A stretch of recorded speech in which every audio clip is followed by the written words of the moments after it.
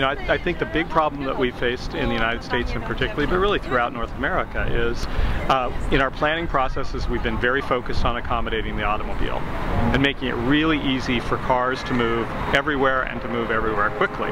And in the process we've lost sight of the fact that that has some deleterious impacts on getting around by other modes of transportation, particularly cycling and walking. And so walk score is a technique that ranks the walkability of every home in the United States on a scale of 0 to 100 based on how close it is to common destinations like shops, banks, parks, schools, and so on. And so we did a statistical analysis that showed the relationship between the dollar value of homes, how much they sold for, and how high their walk score was. And after controlling for a whole bunch of values that we know influence homes, things like how big they are, how many bedrooms they have, how wealthy a neighborhood they're located in, how far they are from the central city. So after you control for all of those things, walkability adds to the value of a home. And typically going from an average level of walkability to the top 1/4 of walkability, so from average to above average, adds between $10,000 and $30,000 to the value of a home in a typical large metropolitan area in the United States.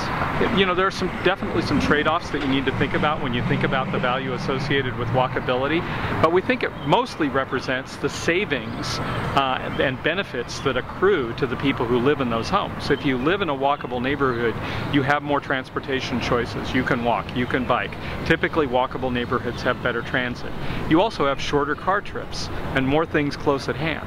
So people who live in more walkable neighborhoods end up spending less money, or have the opportunity to spend less money on transportation, because things are more convenient, and they can take shorter distance trips and substitute walking and biking trips for car trips.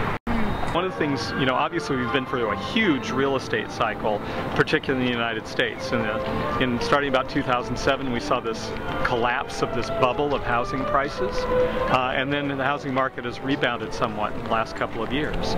One of the striking things that we've seen in the data is the neighborhoods that are the most walkable are the ones that saw the biggest gains in value, hung on to more of those gains, and have rebounded more quickly. So we really think this is an enduring characteristic of the housing market, that it wasn't sort of a one-time bubble-related thing, but that walkability is something that is more and more significantly influencing home values.